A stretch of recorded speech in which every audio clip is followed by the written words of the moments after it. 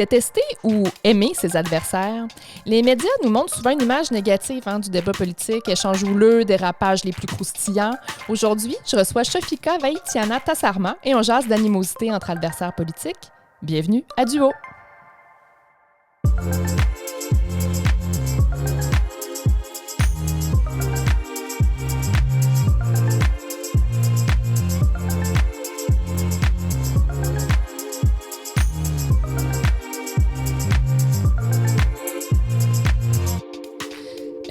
Shafika, moi, j'ai été staff politique. Toi, tu as été candidate 3 fois.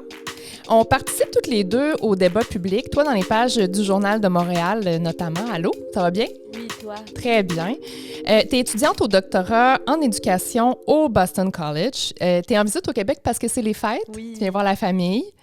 Écoute, j'ai été staff au PQ et à la CAQ. Je me suis fait traiter de toutes sortes d'affaires à l'époque, mais ça s'est calmé. J'ai l'impression que toi aussi, tu as vécu ça là, quand les péquistes bloquistes ont constaté que tu allais être candidate de Québec solidaire. Oui, disons que ça n'a pas fait l'unanimité chez personne. Donc, c'est comme si le fait qu'on ait une vision ou des convictions ou cette envie-là de rassembler, ça peut-être ça plaît pas parce qu'on n'est pas vu comme pur ou on n'est pas vu, on est vu chez l'un ou l'autre. Là. Donc, on pourra en jaser certainement plus longuement, là, j'imagine. Ah oui, bien écoute, j'ai toujours senti que l'animosité entre adversaires politiques, c'était particulièrement vrai entre QS et le PQ. C'est assez disons, agressif par moment. Oui. Mais au-delà du spectacle politique, des fois, c'est pas si houleux que ça quand les caméras de télé sont éteintes en politique, puis les gens connaissent pas toujours l'envers du décor, mais il y a des belles amitiés qui peuvent se développer. Vraiment. Des collaborations aussi. Oui, vraiment. Il y avait François Legault qui était en entrevue de bilan la semaine passée à Patrick Lagacé et il expliquait que Gabriel Nadeau-Dubois, lui, il l'aime bien, puis il irait prendre un café avec sans problème. Mais il y a un autre chef de parti qui a une approche un peu différente à ce propos, c'est Pierre Poilievre. Lui qui ne ressent pas le besoin d'être copain-copain avec ses adversaires politiques, nous fait entendre un extrait, puis après ça, on en jase, toi et moi. Mais je reviens à ça, vous me dites que c'est pas important d'être poli entre nous. Puis regardez, je vais faire un lien avec l'entrevue que j'ai faite avec François Legault tantôt. Lui, il m'a dit, moi, Gabriel Nadeau-Dubois, le chef de Québec solidaire, je l'inviterai à mon réveillon de Noël, parce que je m'entends bien avec lui. Moi, il y a quelque chose qui me rassure là-dedans quand les politiciens sont capables de se parler. Puis j'ai l'impression, quand je vous vois aller avec M. Singh, avec M. Blanchette, avec M. Trudeau, j'ai l'impression, M. Poilievre, que vous les détestez. Je les déteste pas personnellement. Je déteste ce qu'ils font à notre population. Un peu plus tard dans l'entrevue, il poursuit sur la même veine. Je m'en fous. Je pense qu'on ne devrait pas se concentrer si les politiciens s'entendent. On devrait se concentrer sur le bien-être de notre population. Shafika, est-ce qu'un empêche l'autre? Est-ce qu'on peut bien s'entendre avec nos adversaires puis se préoccuper du bien-être des citoyens? Ben oui, c'est sûr. Tu sais, au Québec, on a eu la chance je pense au tribunal spécialisé où il y avait Véronique Yvon, Marois Risky, Christine Labrie. Tu sais, ils ont tous travaillé ensemble, puis ça a fait des belles initiatives. Donc, je trouve ça un peu dommage d'entendre des mots un peu quasiment haineux. Là, tu sais, comme détester. Ouais. C'est vraiment gros. Puis c'est surtout cette vision-là qui pense qu'il peut tout réaliser toute seule. Fait que si les gens... les autres adversaires politiques font des choses que moi, je n'aime pas, donc je les déteste à la place d'essayer de trouver un consensus, essayer de voir c'est quoi nos voies de passage, s'il y en a, ou si on peut travailler ensemble. Donc, il y a cette vision-là un peu de travail qui est fait toute seule, puis malheureusement, je ne peux pas m'empêcher de faire des liens avec les États-Unis. On a vu ce qui s'est passé avec Trump. Toute sa campagne était basée sur du salissage, le 99% du temps quasiment. Là. Bon, j'avoue que j'ai pas fait des tests statistiques pour savoir chacune de ces pubs là, à quel point c'était haineux. Non, mais je pense qu'on l'a tous un peu remarqué, effectivement. Donc, est-ce que tu serais plus de l'approche de François Legault, d'être tellement sympa avec les adversaires qu'on les inviterait au réveillon de Noël? Je pense que oui. Je pense que c'est ça que les gens aiment voir aussi. Puis, tu sais, je me rappelle dans l'entrevue, justement, de Patrick Lagacé, il essayait de comprendre pourquoi les Québécois et Pierre Poilievre, ça collait plus ou moins. Je pense qu'on n'aime pas ça, les Québécois, la chicane. On n'aime pas ça, voir des gens se taper dessus, puis de s'envoyer des pointes ici et là. Ça fait du bruit inutilement, là. Donc, je pense que la meilleure chose à faire, c'est vraiment avoir un adversaire avec qui tu peux aller prendre une bière ou peu importe, là. Ouais. En même temps, c'est drôle parce qu'on parle souvent, politique autrement, collaboration, on met beaucoup en exergue ces exemples où il y a eu une collaboration transpartisane pour certains enjeux, mais ça pourrait pas être comme ça pour tous les enjeux, parce que dans la vie, on n'est pas tous d'accord là, sur tout, là. Ben, on va se le dire, là, dans les derniers mois, les dernières années, le mot transpartisan, il a été beurré bien épais beaucoup trop souvent, puis ça a quasiment enlevé le sens de quand ça a un peu galvaudé, là. Exactement. C'est quasiment rendu comme une activité de communication, là, on peut dire ça comme ça. L'exemple du tribunal spécialisé ou l'aide médicale à mourir avec Véronique Yvon, encore une fois, ça, c'est vraiment des exemples où elle ne l'a pas vraiment nommé, mais ça finit par être ça. Je pense que la meilleure affaire transpartisane, c'est quand tu le nommes pas puis tu l'étiquettes pas là, tel quel. C'est quand tu le fais, en fait. C'est dans les actions beaucoup plus que dans les discours. Je le disais en intro, Shafika, l'animosité entre les militants de QS et du PQ, ça me semble la plus intense sur la scène politique québécoise. On le voit beaucoup via les médias sociaux. Là. Les gens le remarquent peut-être moins dans les médias, quoique on en voit des exemples régulièrement, mais c'est encore pire, ça, dans les corridors que devant les caméras. Pourquoi tu penses que c'est comme ça? Qu'est-ce qui explique ça? Personnellement, mon hypothèse, c'est... Je pense que les médias, pas les médias en tant que tels, mais ce qu'on voit dans les médias contribue beaucoup à ce que la base militante vit. Quand on voit le chef du PQ, puis la personne, le chef de QS, souvent, c'est s'entre-gueuler, on va dire ça, ce mot-là. C'est ça que la base militante, dans leur tête, ils se disent « OK, moi, je dois faire la même chose. Je suis l'exemple un peu de mon chef. » Donc, je pense qu'il y a une partie de ça qui joue sur comment les militants ils se perçoivent dans leur loyauté envers leur parti. Puis, ça, c'est comme l'hypothèse que je trouve qui me vient le plus rapidement en tête. Si on arrête de au pire, parle pas de ton adversaire. Tu n'es pas obligé de lancer des insultes, etc. Dis que tu n'es pas d'accord, peu importe. Mais des fois, il y a trop d'exemples pour que je puisse en nommer un là, où on dépasse tout le temps la ligne. À la place d'être en accord ou rien dire, on préfère rabaisser l'autre. Puis ça contribue justement à ce que les militants ils fassent la même chose. Puis des fois, ça va loin. Là. Moi, je me rappelle en campagne électorale, il y avait certains de mes militants qui me remerciaient parce que ils trouvaient qu'on n'alimentait pas une certaine haine envers le PQ. Puis j'avais des militants du PQ qui me disaient la même chose. « Ah, Shafika, on t'aime beaucoup, mais là, on se sent un peu pogné parce que t'es chez QS, puis nous, on est au PQ, fait qu'on peut pas vraiment te soutenir, ou peu importe. » Fait que c'est comme, voyons donc, faites ce que vous voulez, puis c'est correct là, d'avoir nos allégeances partisanes qu'on préfère le plus. On est obligé de saillir ou faire semblant de saillir. Là. Je vais t'ajouter une hypothèse à ton analyse sur cette animosité-là qui existe entre le PQ et QS. Je pense que c'est émotif, en fait. Parce que, tu sais, par exemple, le PQ contre le PLQ, devant les caméras, ça se coltaillait à l'époque et tout ça. Mais je dois dire que pour avoir un peu, pas un peu, j'ai travaillé beaucoup à l'Assemblée nationale, en fait. Dans les corridors, il y avait beaucoup d'affaires qui se réglaient par des poignées de main ou par des appels téléphoniques quand même. Mais le PQ et le Parti libéral étaient tellement loin puis tellement clairement des adversaires qu'on dirait qu'on faisait la part des choses. Mais c'est comme si entre QS puis le PQ, c'est comme des deux frères ou deux sœurs qui se chicanent après la mort d'un parent là, autour d'un testament. Là, c'est comme hyper émotif, puis on dirait que ça rajoute une couche d'agressivité. Je sais pas si tu es d'accord avec moi. Je suis d'accord avec toi, puis ça me fait penser au titre du livre de Marc Desnoyers, des frères ennemis. Là. C'est un peu ça, malheureusement. Oui. Donc, je dirais que je pense que tu vas être d'accord avec moi pour dire que un des éléments qui, disons, fait conflit là, entre le PQ et QS, c'est tout l'aspect identitaire. Hein, donc, immigration, la lutte au racisme, toutes ces questions-là sur lesquelles le PQ et QS sont pas du tout d'accord. Il y a quelque temps, Paul Saint-Pierre Plamondon faisait une charge contre le wokisme qui ronge Québec solidaire. Shafika, je te pose la question. Es-tu woke? Je pense que oui. On va dire ça comme ça. Toi, est-ce que t'es woke? Ben, moi, je ne me considère pas comme telle, sauf que je me fais traiter de woke des fois. Donc, moi, ce que j'en conclus, c'est qu'on est toujours le woke de quelqu'un, finalement. Exactement. Mais tu sais, woke, tout simplement dire éveillé. Là. Fait que j'imagine, oui, on est éveillé aux enjeux qui sont sensibles à nous. Là. Donc, rendu là, c'est sûr qu'il y a des enjeux qu'on trouve plus importants que d'autres, puis ça suscite des passions, puis c'est bien normal. Là. Je pense que sinon, on ne serait pas en train d'avoir des débats ou participer à des discussions enflammées. Là. Non, puis PSPP, en fait, aussi dénonçait les dérives du wokisme, là, donc la culture de cancellation, là, notamment, là, qui peut des fois déranger.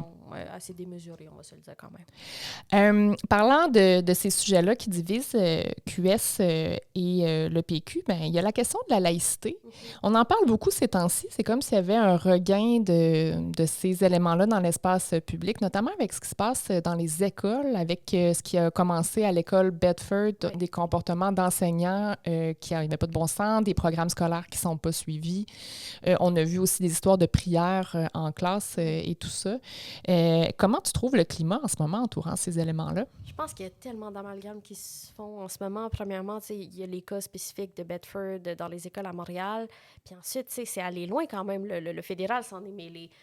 Donc, il y avait cet aspect-là. Puis ensuite, parallèlement, il y avait Amira, je ne veux pas massacrer El Gawabi. El Gawabi, merci, qui voulait qu'on embauche plus de profs musulmans.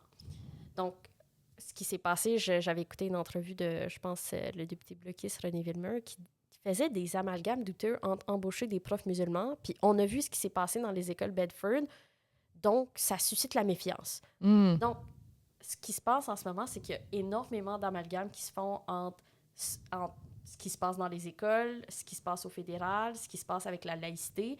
Donc, au final, on ne sait plus trop quoi penser. Tout est mélangé, hein, un peu. Ouais, je pense que tu as une bonne analyse, c'est-à-dire que là, on met tout un peu dans le même panier. Le premier ministre Legault a aussi indiqué son désir de légiférer pour interdire la prière dans les rues. Ça, c'est comme un autre degré, ça a comme un peu par rapport avec ce qui se passe dans les écoles. Bien, je soupçonne. Ce qui s'est passé, c'est que il y a eu des cas de prière. Si on lit le magnifique rapport de l'école Bedford, là, il y a eu des cas de prière ou quelque chose comme ça qui s'enlignaient vers ça, où on voyait des profs se préparer pour leur prière. Puis, la nuance entre ce qui se passe dans les rues, je pense qu'il y a quand même un peu une petite dérive. Là. C'est pas vrai qu'à tous les jours, il y a des gens qui prient dans la rue. Mais commencer à légiférer pour ça devient un peu intense. C'est comme si on est en train de faire un show de boucan. Puis techniquement, il y a aussi, je pense, Bernard Dréville qui voulait légiférer pour les écoles. Mais techniquement, la loi sur l'instruction publique, quand on lit les articles, là, je ne me rappelle plus des chiffres exactement, là, dans la vingtaine, là, quand on regarde la rangée des 20, là, on a tous les outils nécessaires pour légiférer en ce qui concerne les prières dans nos écoles. Puis pour faire respecter la loi sur l'instruction publique. Mais c'est sûr que est-ce que, par exemple, le fait que le gouvernement, ça aille moins bien dans les sondages, etc., ça peut avoir un lien avec le fait de vouloir en parler le plus possible? Bien oui, parce que, tu sais, je pense que récemment, il y avait un exemple il y avait une émission de Jean-Denis Dufort, une ancienne émission, là, mais il montrait un clip où il s'est habillé en burqa, puis il est allé un peu en région, puis il y a quelqu'un qui a dit « Pas encore ici ». Fait que, tu sais, ça démontre l'exemple québécois, entre guillemets, moyen. Tu sais, je dis pas que c'est un comportement... c'est sûr que ça... C'est facile de dire on veut protéger notre nation, nos valeurs québécoises, etc. Puis c'est correct. Mais c'est sûr que c'est un sujet facile pour être genre si ça se passe à Montréal, ça peut se passer chez nous, à Québec, en Abitibi. Mais même si ça se passe juste à Montréal, oui. En fait, les gens ont été choqués de constater le phénomène de ce qu'on appelle l'entrisme religieux. Oui. Donc, quand on lit le rapport, puis j'ai parlé avec plusieurs personnes qui sont dans le dossier, on se rend compte que c'est pas un hasard. C'est-à-dire que c'est pas une couple de profs qui se sont retrouvés là par hasard. Il y a vraiment comme un désir de contrer la laïcité, de faire entrer ces idées-là dans les écoles. On a vu aussi beaucoup de cas d'enseignants qui ont dénoncé qu'il y avait de l'homophobie. Du sexisme aussi. Ça, c'est des valeurs qui sont très profondes, je pense, au Québec. Quoique, de l'homophobie, il y en a aussi de la part de Québécois. Mais comment on fait pour... c'est une vaste question, là, mais comment on fait pour s'assurer de protéger ces valeurs fondamentales-là sans, une fois de temps en temps, soulever le tapis puis de se dire, OK, on s'attaque à ça? Parce qu'on a l'impression, des fois, que, là, je vais le dire, les woke Donc, puis j'ai vu Mark Miller la semaine passée, qui est le roi des woke, souvent dire là, qu'on avait l'air d'avoir un problème avec les musulmans au Québec. Là. Mais c'est légitime de vouloir une fois de temps en temps lever le voile sur, sans mauvais jeu de mots, sur ces éléments-là pour essayer de trouver des solutions pour renforcer le vivre ensemble. C'est pas raciste de faire ça? Ah non, c'est tellement... Je pense que c'est super important d'avoir ces discussions-là. Mais le problème, c'est faire les amalgames de un. Puis, deuxièmement, d'en parler pour vrai. OK, on va prendre l'exemple du cas d'école Bedford. Le vrai problème, là, OK, oui, peut-être il y a une majorité de Maghrébins ou whatever, mais le vrai problème, c'est que personne n'a fait le suivi de ces enseignants qui ont été formés à l'étranger. Ça, c'est le vrai problème. Donc, quand on prend l'exemple de l'école, on peut appliquer ça à toutes les autres sphères de la société. On a un modèle d'intégration au Québec. Puis, malheureusement, on a vu les coupures en francisation. On a vu, je pense que ça s'appelle les COFI dans le temps. Là, on avait un système... Là, c'est le PQ qui a coupé ça, d'ailleurs. Ah non, OK, bon.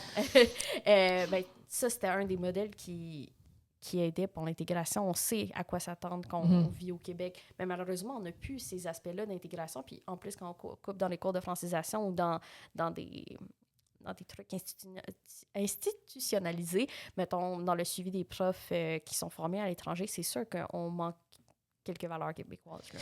Puis, on s'est attaqué aux signes religieux dans les écoles. On a légiféré sur la question des signes religieux. Sauf les croix, quand même. Ben, les petites croix, oui, c'est ça. Les signes religieux ostentatoires, je sais, j'avoue ne pas savoir exactement où se trouve la ligne, mais cela dit, est-ce qu'on serait rendu à donner un tour de roue sur d'autres éléments qui soient peut-être moins visibles, mais encore là, c'est plus compliqué. Comment on fait pour donner un tour de roue sur des éléments plus intangibles que les signes religieux dans les écoles? Ça, c'est vraiment une bonne question parce que ça revient au comportement et aux manières de vivre de certaines personnes qui ont clairement clairement pas compris comment on vivait au Québec, mais c'est la responsabilité de qui de leur dire, de les informer parce qu'ils peuvent pas nécessairement le savoir. Il y a des gens qui, oui, consciemment, on a eu dans la foulée de l'école Bedford, il y a eu beaucoup de personnes des communautés maghrébines qui ont dit écoutez, nous, on est venus au Québec exactement pour la laïcité, pour X, Y, Z valeurs, mais on peut pas supposer que tout le monde vient pour les mêmes raisons. Là. Je veux dire, il y a aussi des immigrants plus économiques ou en cas de raison humanitaire ou autre. Là. Donc, pour moi, le problème vient tout le temps à l'intégration. Là. C'est la responsabilité à qui d'intégrer ces gens-là. On s'est beaucoup concentré sur la langue, hein? Puis on en parle beaucoup. On veut, du côté du gouvernement, avoir des gens qui parlent français avant d'arriver au Québec. C'est sûr que c'est suffisant? Ben est-ce que c'est suffisant? Puis on a beaucoup puisé dans le bassin du Maghreb aussi pour aller chercher des immigrants qui parlent français et tout ça. Est-ce qu'on devrait peut-être... C'est important, là, le français, là, mais... Est-ce que c'est le seul élément qu'on devrait prendre en considération dans nos tactiques, dans nos stratégies d'immigration? Il y a des gens qui parlent effectivement moins français avant d'arriver, mais qui peut-être pourraient aussi contribuer à notre vivre ensemble autrement, puis en faire des cours de francisation. Y crois-tu à la francisation? Ah oui! Ma mère est un produit de la francisation, puis je veux dire, je vis au Québec, je suis née au Québec... tout ce qui est en matière d'immigration, laïcité, je veux dire, je respecte à la lettre. Je pense que je parle un français correct aussi. Oh oui, très bon français.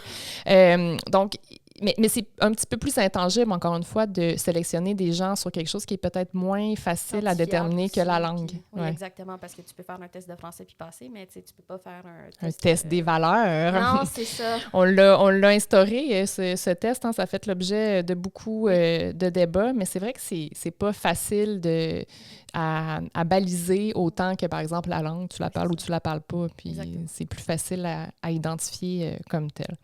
Qu'est-ce que tu penses un peu le positionnement de François Legault sur ces questions-là, parce que lui, il veut un peu se positionner comme le rempart contre les extrêmes, hein, entre les gens qui sont racistes et intolérants versus les woke là, qui veulent pas qu'on fasse rien puis qui veulent tout balayer sous le tapis.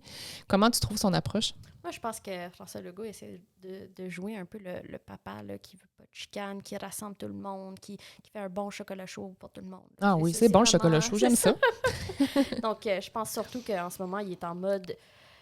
personne propose quelque chose qui va vraiment nous protéger. Moi, je suis là pour vous rassurer. Parce qu'à côté, on voit le PQ avec leur réaction, on voit le QS avec leur réaction, puis bon, le PLQ, on ne sait pas trop qu'est-ce qu'ils font. Puis après, il y a la CAQ qui sont comme « OK, on a un problème, mais inquiétez-vous pas, tout est sous contrôle », alors que rien n'est en contrôle. Alors que PQ a une proposition, QS a une proposition. Donc, c'est à savoir, c'est un peu comme s'ils essayaient de se mettre au centre, mais sans proposition claire. C'est plus au niveau du discours. Oui. Je le voyais en point de presse, il disait « Là, j'ai un message pour les islamistes, là. On se laissera pas faire. » C'était un peu ça son discours. J'ai hâte de voir un peu, en termes de politique, comment ça va se décliner. Ben c'est surtout ça, les islamistes, les musulmans, on est tous en train de mélanger tout ensemble. Là, ça veut pas dire la même chose. Puis des fois, là, un petit cadeau, un petit lexique, là, ça fera du bien à tout le monde. L'importance des mots. D'ailleurs, l'entrisme religieux puis les problèmes de laïcité, c'est pas seulement des musulmans. On a des problèmes d'école juive, on a des sectes chrétiennes au Québec dont les enfants ne suivent pas le programme scolaire. Donc, dans le fond, le problème, c'est l'extrémisme religieux. C'est pas une religion. Mais c'est ça qui est fascinant encore, qu'on finance ces écoles-là. C'est fou! C'est le plus gros des problèmes. Puis la CAQ, puis pour eux, c'est pas un problème. Pour eux, c'est comme on passe sous le tapis. Là. C'est drôle parce que tu me permets de parler d'une motion qui a brassé à l'Assemblée nationale sur le financement des écoles religieuses.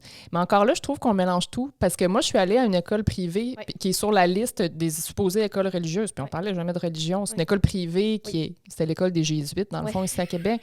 Puis c'est pas une école religieuse, alors qu'on la mélange avec d'autres écoles où effectivement, il semble avoir des problèmes de respect de la laïcité comme telle. On mélange tout dans ces sujets-là, en conclusion. OK, bien en terminant, écoute, je reviens un peu aux adversaires politiques. Je te pose la question, avec quel adversaire politique t'aimerais aller prendre une bière? Il y en aurait tellement. Mais moi, j'ai eu la chance, avant d'aller chez QS, je pense, de prendre un café avec Alexandre Boulris, mon adversaire du Bloc québécois. Ça a brassé, d'ailleurs. Oui. Ça avait choqué les bloquistes. C'est ça, exactement, parce qu'on était trop proches en matière de valeurs. Sinon, autrement, je pense que je dirais là, vraiment, si je pense en matière de dernier adversaire, je dirais probablement Pierre Nantel. On a vraiment eu une belle campagne à la partielle puis la générale. Là, puis je me rappelle de plusieurs moments dans les débats, on a toujours été respectueux. On renchérissait. Je suis d'accord avec toi, mais j'ajoute ça. Puis je pense que ça ajoute vraiment une autre vision. Ça donne espoir quand même qu'on peut travailler malgré nos points de vue différents sur certains aspects. Là. Pierre Nantel, qui était le candidat du PQ dans la partielle, dans Marie-Victorin, c'était ton adversaire politique. Merci, Shafika, d'avoir discuté avec moi de ces enjeux-là. Merci à toi. Puis joyeuses fêtes, bonnes vacances au Québec. Merci. Donc, c'est ce qui met fin à cet épisode de Duo. N'oubliez pas de nous suivre sur Instagram. C'est vraiment là que vous allez voir qui seront nos prochains invités. En attendant, je vous souhaite de joyeuses fêtes, une bonne fin d'année 2024. On se revoit en 2025.